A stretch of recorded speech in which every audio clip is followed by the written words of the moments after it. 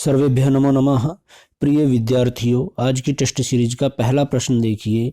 निम्नलिखित में से कौन सा काव्य रामायण का उपजीव्य नहीं है, कि जो रामायण पर आधारित नहीं है या जो रामायण से नहीं लिया गया। देखिए कि उत्तर रामचरितम, रघुवंशम, किरातार्जुनीयम और महावीर चरितम।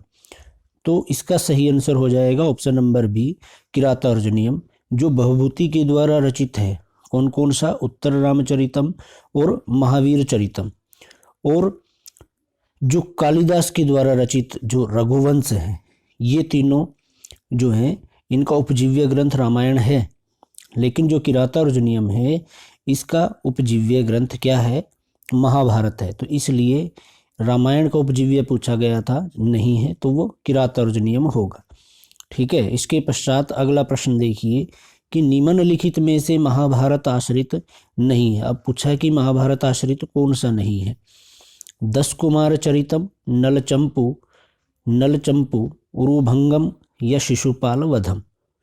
तो देखिए जो महाभारत पर आश्रित हैं वो कौन कौन से? देखिए उरुभंगम है, शिशुपाल वधम भी है और नलचंपू भी है। तो आश्रित कौन सा नहीं है? ऑप्शन नंबर ए इसका सही होगा, 10 कुमार चरितम, जिसमें 10 राजाओं का वर्णन है। कितने राजाओं का वर्णन है? 10 राजाओं का वर्णन है। प्रिय विद्यार्थियों, वीडियो को अंत तक जरूर देखिएगा, क्योंकि हम हर प्रश्न को पूरा सॉल्यूशन करने वाले हैं, हर प्रश्न का। देखिए इसके पश्चात जो उरुभंगम है ये भास के द्वारा रचित कैसा नाटक है? एकांकी है। ये कैसा है? एकांकी है। इसमें एक ही अंक है, जिसमें महाभारत युद्ध के अंतिम दिनों का वर्णन है। और जो नलचंपू है, नलचंपू किसके द्वारा? ये एक चंपू काव्य है। सबसे पहले तो ये क्या है? एक चंपू काव्य है।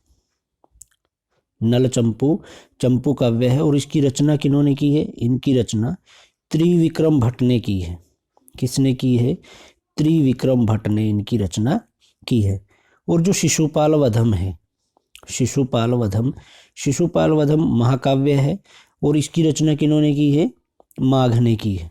ठीक है, जो महाभारत पर आधारित है। इसके पश्चात अगला प्रश्न, निम्नलिखित में से कौन कालक्रम में प्रथम है? देखिए प्रश्न इस प्रकार से भी आता है कि इनका कालक्रम पूछ लिया जाता है कि किसका काल क्या है। तो उसके अकॉर्डिंग इन चारों में से हमने बताना है कि सबसे पहले कालक्रम में प्रथम कौन है। ठीक है, ऑप्शन देख लीजिए, कालिदास, भवभूति, भास या शूद्रक। तो इन चारों में से जो पहला है वो कौन होगा? देखिए इसका राइट आंसर तो हो जाएगा ऑप्शन नंबर बी, भास। अगर हम इनको क्रम में लगाएं तो सबसे पहले आ जाता है भास, उसके पश्चात कालिदास, और इसके पश्चात आता है शूद्रक, और फिर आता है भवभूति।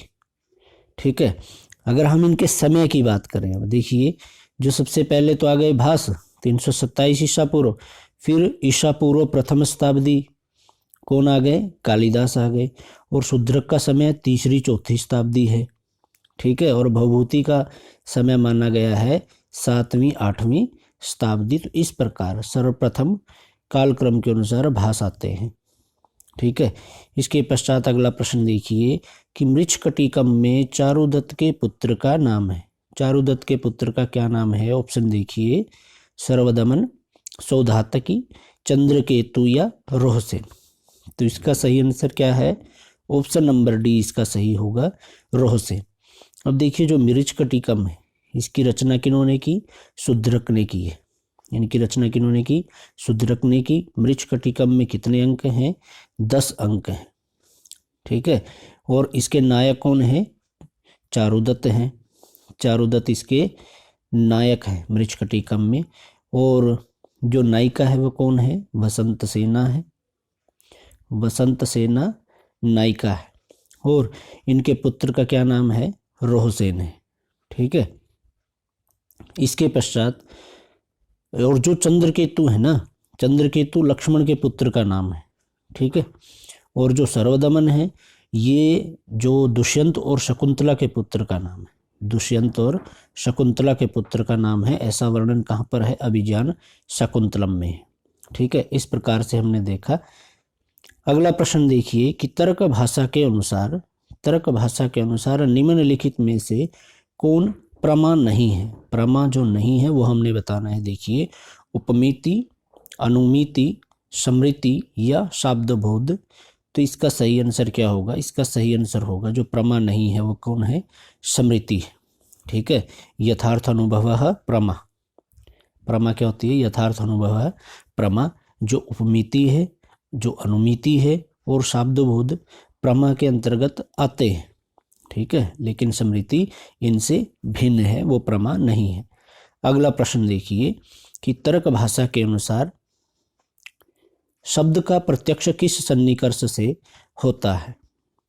ऑप्शन देखिए, संयोग, समवाय, संयुक्त समवाय या विशेषण विशेष्य भाव। तो इसका सही आंसर क्या होगा? इसका सही आंसर होगा ऑप्शन नंबर सी, समवाय।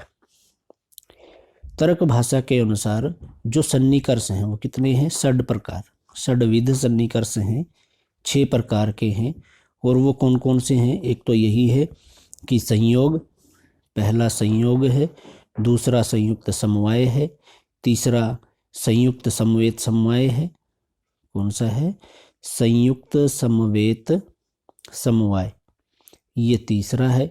चौथा समवाय है, पांचवा समवेत समवाय है। पांचवा कौन सा है?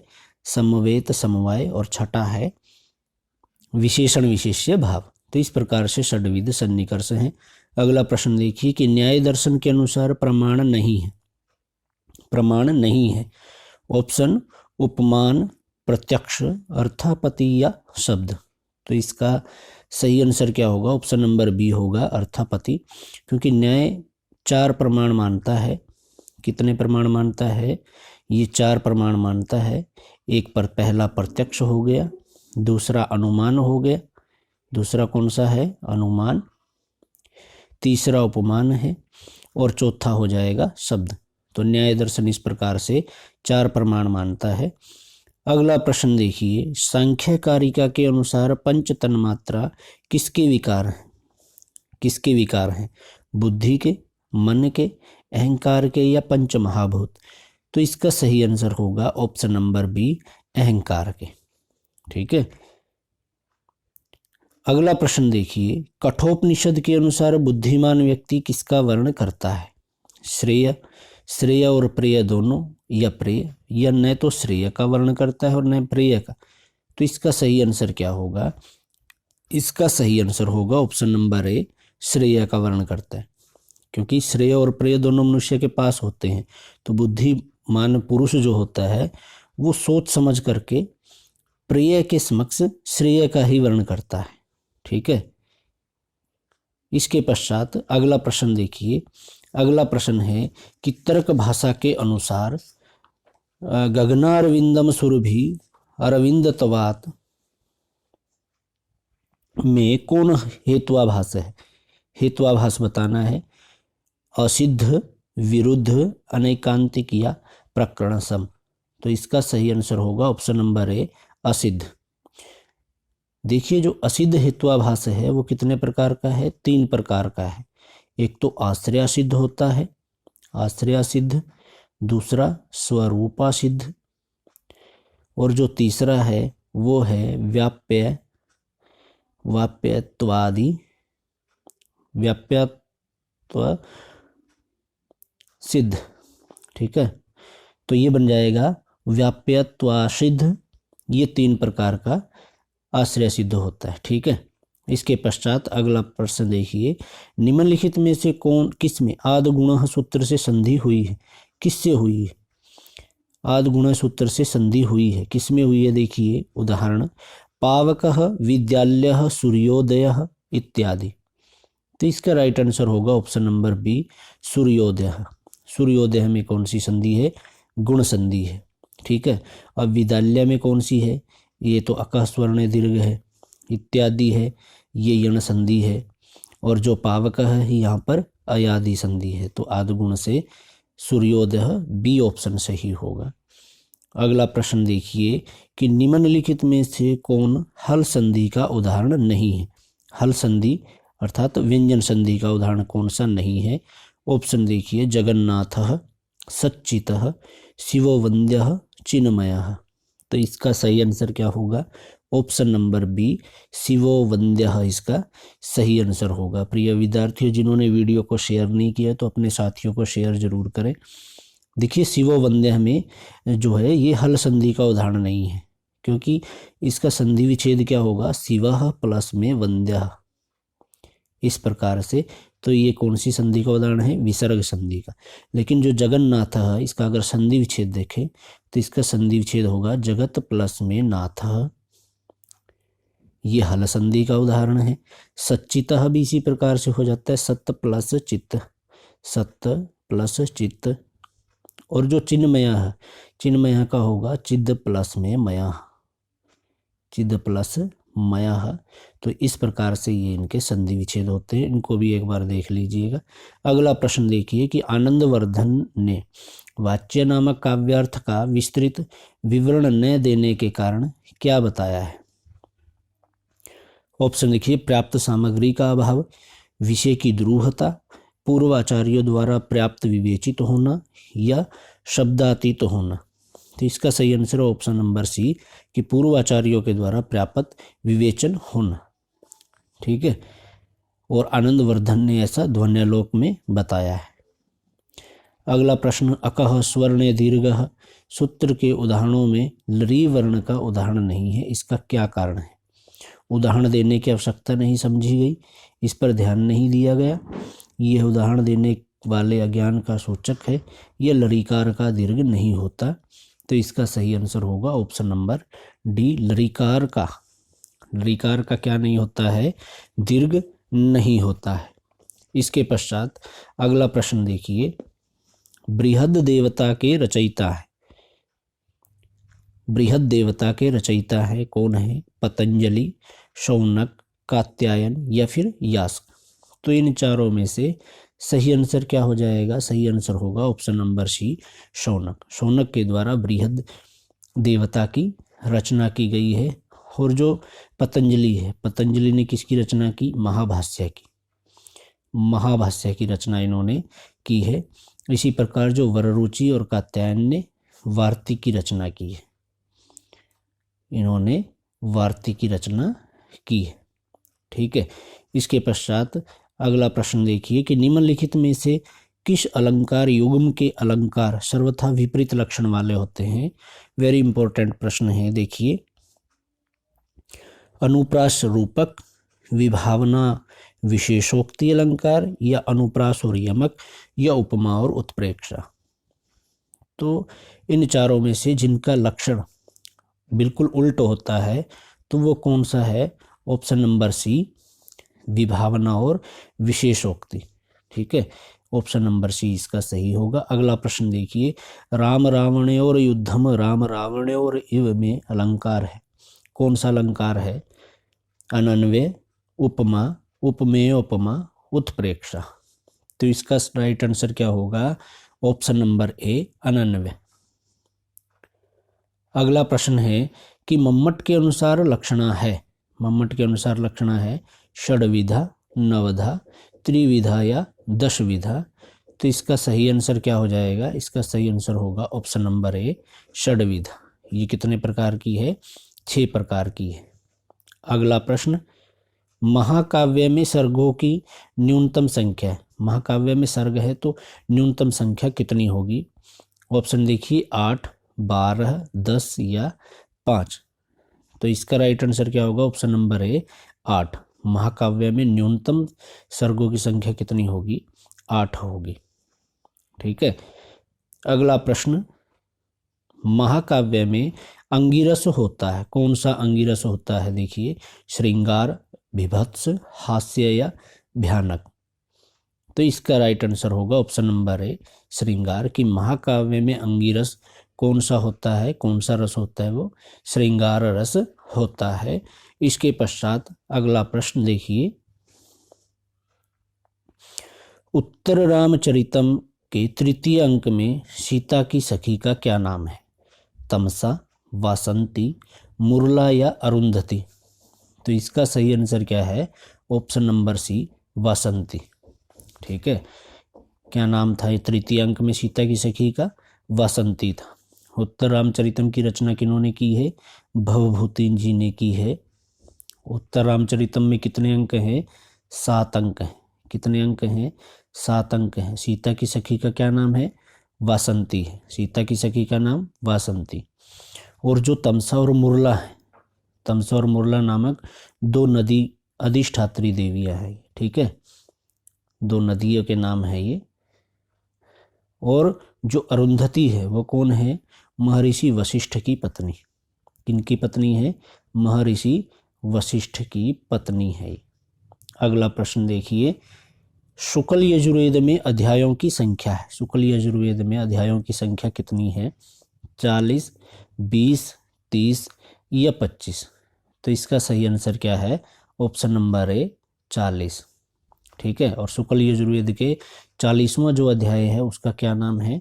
ईशावास्योपनिषद, ठीक है, ईशावास्योपनिषद है।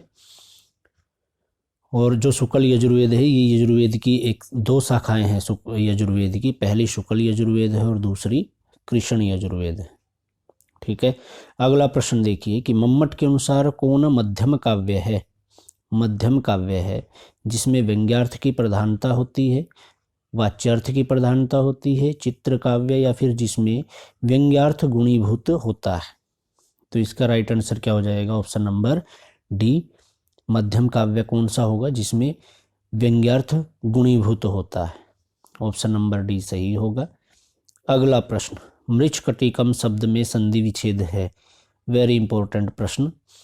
मृत प्लस शक्टिकम, या फिर मृच्छ कटिकम, मृच्छ छकिटिकम, या मृत्स कटिकम? तो इसका राइट आंसर हो जाएगा ऑप्शन नंबर ए, मृत प्लस शक्टिकम, मृच्छ कटिकम बन जाता है।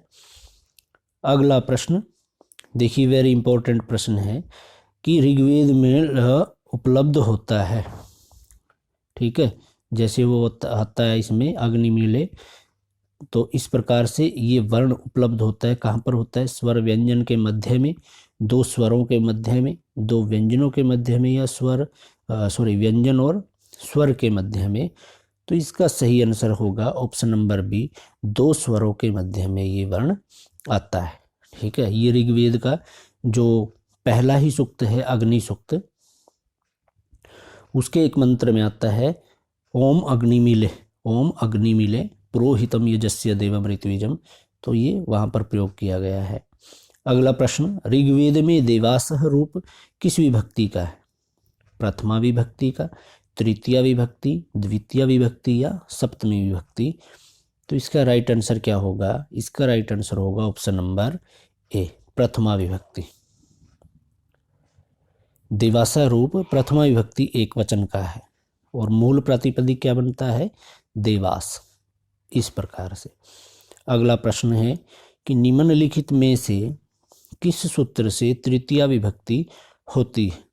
तृतीया विभक्ति होती है अभितः परितः समया निक्षा हा प्रतियोगे अपि रुच्यार्थानां प्रीयमाणः जनिकर्तुः प्रकृतिः इत्थं भूत लक्षणे।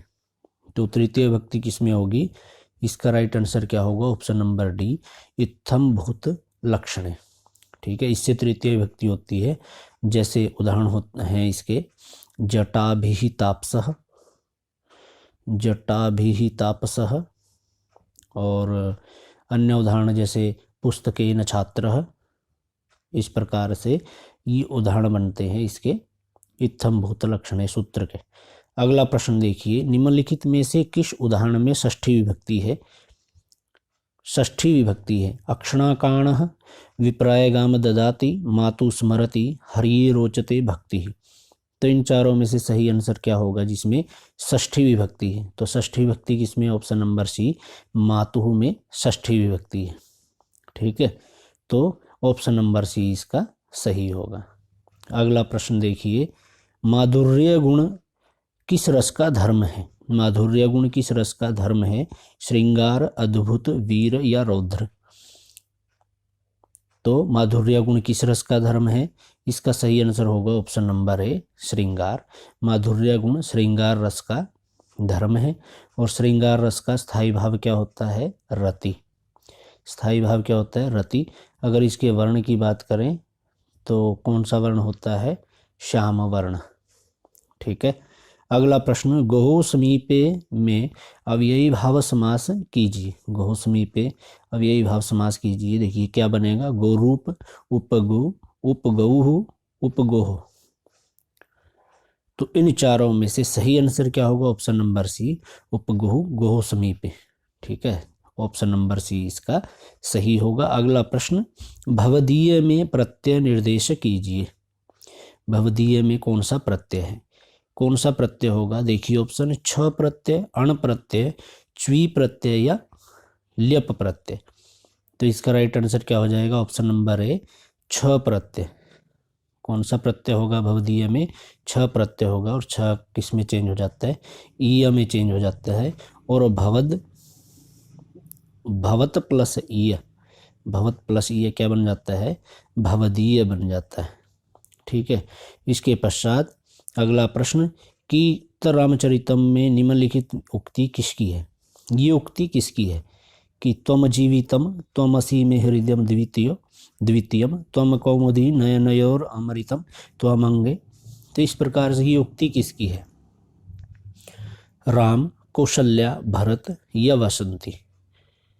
तो इन चारों में से ये उक्ति किसकी है, ये हमने बताना है। प्रिय विद्यार्थियों, जिन्होंने वीडियो को लाइक नहीं किया, वीडियो को लाइक जरूर कर दे और चैनल को सब्सक्राइब जरूर कर लें। देखिए इसका राइट आंसर होगा ऑप्शन नंबर डी, वासंती। ठीक है। सीता सुना, जो वन देवता है वासंती, वो राम को अपना सीता विषयक प्रतिकार सुना रही है और वो याद दिलाती है उनको कि आप कहते थे कि सीता मेरा जीवन है, दूसरा प्राण है, लेकिन एकांत वन में छोड़कर आपने क्या कर दिया है? ये किसने कहा है? वासंती ने कहा है। तो प्रिय विद्यार्थियों, ये था आज का वीडियो। आपको कैसा लगा हमें कमेंट बॉक्स में ज़रूर बताइएगा और वीडियो को लाइक, शेयर और कमेंट जरूर कीजिएगा। धन्यवाद।